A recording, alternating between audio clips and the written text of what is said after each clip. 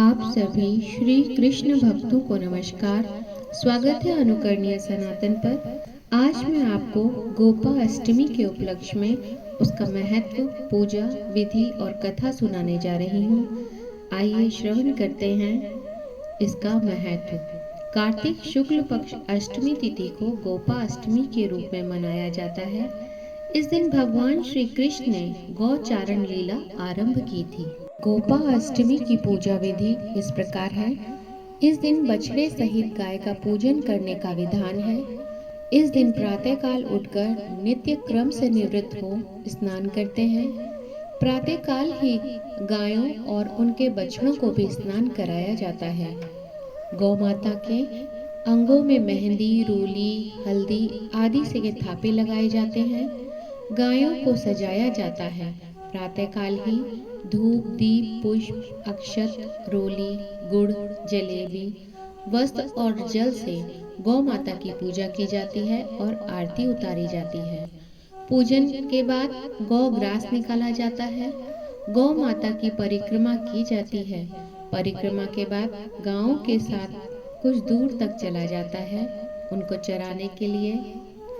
आइए अब श्रवण करते हैं इस पावन पर्व की पावन कथा। भगवान श्री कृष्ण जब छठे वर्ष की आयु में उन्होंने प्रवेश किया, तब एक दिन भगवान माता यशोदा से बोले, मैया अब हम बड़े हो गए हैं, बताओ अब क्या करें। भगवान श्री कृष्ण ने कहा, अब हम बछड़े चराने नहीं जाएंगे, अब हम गाय चराएंगे। मैया ने कहा, ठीक है, बाबा से पूछ लेना। मैया के इतना कहते ही झट से भगवान नंद बाबा से पूछने पहुंच गए कि बाबा अब हम बड़े हो गए हैं, अब हम बछड़े नहीं, अब हम गाय चराएंगे। बाबा ने कहा, लल्ला अभी तुम बहुत छोटे हो, अभी तो तुम बछड़े ही चराओ। भगवान ने कहा, बाबा अब मैं बछड़े नहीं गाय ही चराऊंगा। जब भगवान नहीं माने तो बाबा बोले, ठीक है लाल, तुम पंडित जी को बुला लाओ और गौचारण का मुहूर्त देखकर वे बता देंगे। बाबा की बात सुनकर भगवान झट से पंडित जी के पास पहुंच गए और बोले कि पंडित जी, आपको बाबा ने बुलाया है, गौचारण का मुहूर्त देखना है। आप आज ही का मुहूर्त बता देना, मैं आपको बहुत सारा माखन दूंगा। पंडित जी नंद बाबा के पास पहुंचे और बार बार पंचांग देखकर गणना करने लगे। तब नंद बाबा ने पूछा, पंडित जी क्या बात है, क्या बात है, आप बार बार क्या गिन रहे हैं। तब पंडित जी बोले, क्या बताएं नंद बाबा जी, केवल आज का ही मुहूर्त निकल रहा है, इसके बाद तो 1 वर्ष तक कोई मुहूर्त ही नहीं है। पंडित जी की बात सुनकर नंद बाबा ने भगवान को गौचारण की स्वीकृति दे दी। वैसे भी भगवान जो समय कोई कार्य करे वही शुभ मुहूर्त बन जाता है।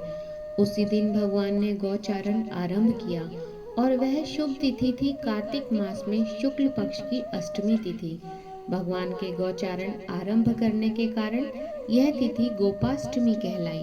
माता यशोदा ने अपने लल्ला का श्रृंगार किया और जैसे ही पैरों में जूतियां पहनाने लगी तो लल्ला ने मना कर दिया और बोले, मैया यदि मेरी गाय जूती नहीं पहनती तो मैं कैसे पहन सकता हूँ।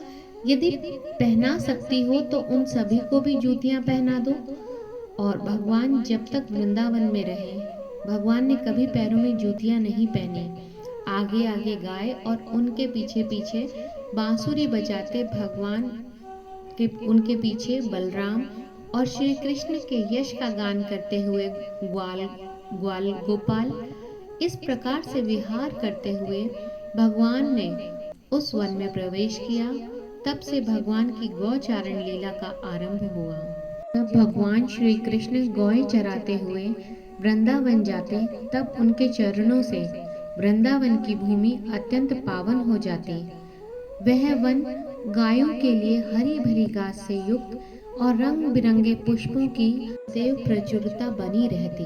अर्थात जहाँ जहाँ श्री कृष्ण गाय चराते, वहाँ गायों के चलने के कारण और उनके गोबर के कारण वह भूमि अत्यंत पवित्र हो जाती, उपजाऊ हो जाती, घास भी और बहुत ज़्यादा उगती और रंग बिरंगे पुष्प वहाँ बिखर जाते और इस वन की छटा देखते ही बनती।